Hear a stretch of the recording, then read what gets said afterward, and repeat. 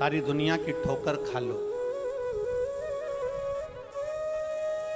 सारी दुनिया के हाथ जोड़ लो, सारी दुनिया से निवेदन कर लो और उसके बाद भी तुम्हारी दुख की घड़ी समाप्त नहीं हो, तब प्रयास करना तुम्हारे घर में कोई गमला हो, कोई पौधा लगा हो, जो भी पौधा लगा, हम ये नहीं कहेंगे कि वो गुलाब का है कि गेंदा का है कि शमी का है कि बेलपत्री का है। जो पौधा तुम्हारे घर में लगा, जो पौधा, एक प्रयास करना। अभी सावन चालू हुआ है,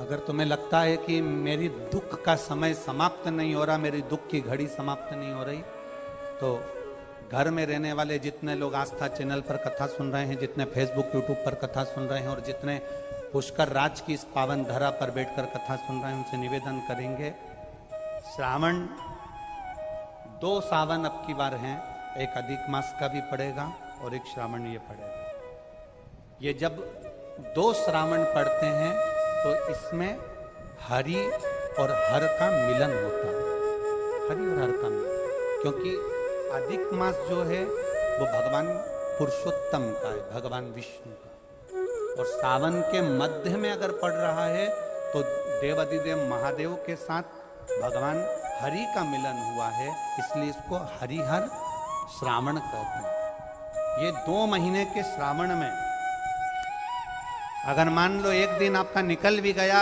2 दिन आपके छूट भी गए, कोई दिक्कत की बात नहीं। जो पेड़ तुम्हारे यहाँ लगा हो, जो पौधा तुम्हारे यहाँ लगा हो, जो वृक्ष तुम्हारे यहाँ लगा हो, जो क्यारा तुम्हारे यहाँ हो, कुंडी तुम्हारे यहाँ हो, उसी की मिट्टी को, उसी के पेड़ के नीचे, उसी पौधे के नीचे, उस मिट्टी को थोड़ा सा हाथ से उसको उठाकर एक लिंग की आकृति बना लें। उसमें जलाधारी बनाने की जरूरत नहीं, केवल लिंग की आकृति बनाकर उसी की पूजन वहीं कर कर पानी चढ़ाकर 15 से 20 मिनट बाद अपना काम करने के बाद उसी को उसी मिट्टी में विसर्जन कर दें अपनी कामना कर कर। देवाधिदेव महादेव 2 महीने के बाद क्या देगा ये वही जान सकता है। वो क्या प्रदान करेगा ये उसके ऊपर।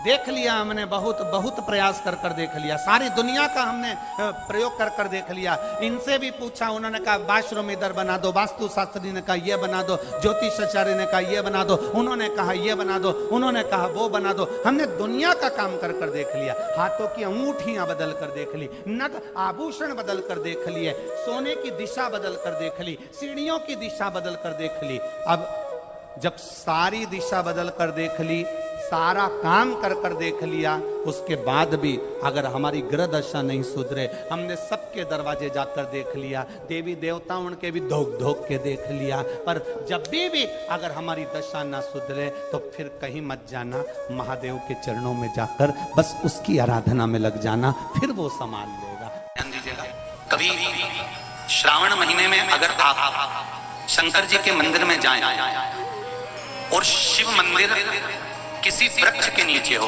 बट वृक्ष के नीचे हो, चाहे पीपल के वृक्ष के नीचे हो, चाहे वो आंवले के वृक्ष के नीचे हो, चाहे वो बेलपत्री के वृक्ष के नीचे हो, चाहे वो शमी के वृक्ष के नीचे हो, चाहे जिस वृक्ष, कोई भी वृक्ष के नीचे अगर कोई शिवालय है, शंकर जी का कोई मंदिर या शंकर जी का कोई शिवलिंग रखा हो, एक दुर्वा किसी भी श्रावण महीने में तुम जब भी किसी शिवालय में जाए, जिस वृक्ष के नीचे शिवलिंग हो, उस शिवलिंग पर ये शिवलिंग रखा हुआ है, ये जलाधारी, जलाधारी पर जहां शिवलिंग रखा हुआ है वहां कटी भाग, कटी भाग माता पार्वती जी का हस्तकमल, उसके ऊपर रखा हुआ है शिवलिंग, सामने अशोक सुंदरी और भगवान शंकर के दोनों पुत्र गणेश कार्तिक के, ऊपर से जल गिरता है जया विशाखा शामलिवारी दौतली देव, ये भगवान शंकर की 5 बेटियां। तो जो कटी भाग, इस कटी भाग पर अगर मात्र एक दुर्वा समर्पित कर कर, जिसकी किडनी या लीवर डैमेज हो रहा हो, काम नहीं कर रहा हो, या किडनी लीवर में कोई तकलीफ हो रही हो या डायलिसिस चल रहा हो, तो मात्र एक दुर्वा उस कटी भाग पर श्रावण महीने में समर्पित कर कर उस दुर्वा के 7 टुकड़े कर कर 7 दिन प्रतिदिन सुबह के समय पर उसको चबाकर खा लेने पर या निगल जाने पर धीरे धीरे धीरे धीरे डायलिसिस बंद होने लगता है और किडनी लीवर अपना काम करना प्रारंभ कर देते हैं। दुर्वा कोई साधारण नहीं है। विष्णु पुराण में, पद्म पुराण में, अग्नि पुराण में, नर्मदा पुराण में, शिव महापुराण के अंतर्गत दुर्वा की महत्वता है। सोमवार के दिन शंकर जी के मंदिर के सामने तुमरुका जी का नाम लेकर दिया लगाकर जिस काम को तुमने दुनिया के आगे कहकर देख लिया, कर देख लिया, नहीं हुआ, उस कार्य को एक बार दिया लगाकर निवेदन कर फिर जाकर देखना, काम आगे बढ़कर ही रहेगा, छूटेगा नहीं, अग्रणी नहीं। कोई सहज नाम नहीं है तुमरुका जी का। कौन है तुमरुका? जिसका व्याख्यान शिव महापुराण में बारंबार आता है, जिसकी भक्ति की श्रेष्ठता देवऋषि नारद से भी प्रबल मानी गई है। देवऋषि नारद को तो कई बार अभिमान आ गया। एक बार भगवान विष्णु के सामने जाकर कहते हैं कि मेरे बराबर नाम नहीं लेता कोई तुम्हारा। भगवान शंकर के सामने जाकर कहते हैं कि कामदेव को मैंने जीत लिया। ब्रह्मा जी के पास जाकर कहते हैं कि सृष्टि का निराकरण करना आपका काम है, पर मैं सारी सृष्टि का भ्रमण कर लेता हूं एक क्षण में। जो देवऋषि नारद इंद्र के सामने जाकर कहते हैं कि तुम्हें सत्ता का आधिपत्य जताना नहीं आता, आधिपत्य किसे कहते हैं वो जानते नहीं हो आप। वो देवऋषि नारद जिनके भीतर भजन का बल, तब साधना का अहंकार इतना ज्यादा हो गया था कि देवताओं को भी कई बार देवऋषि नारद को नीचा दिखाने के लिए बंदर का मुख लगाना पड़ा था, अहंकार को छोड़ने के लिए। पर उसमें भी प्रबल तुमरुका जी जो शिव महापुराण की कथा कर रहे हैं, उसमें भी प्रबल।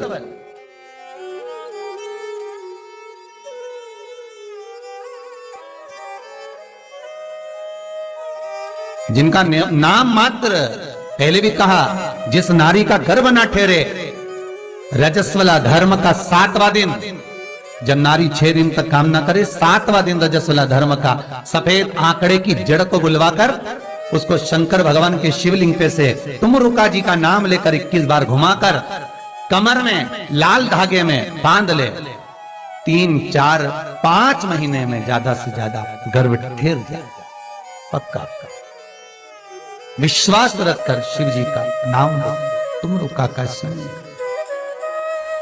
कोई एग्जाम में बैठ रहे हो, सरकार की कोई परीक्षा दे रहे हो, किसी एग्जाम में बार बार इंटरव्यू दे रहे हो, नहीं निकल रहे हो, चाहे सीए की हो चाहे किसी की भी हो, एक काली मिर्ची शंकर भगवान के शिवलिंग पर चढ़ाई जाए, दूसरी काली मिर्ची को दरवाजे की चौखट पर रख दीजिए। चौखट जानते हैं?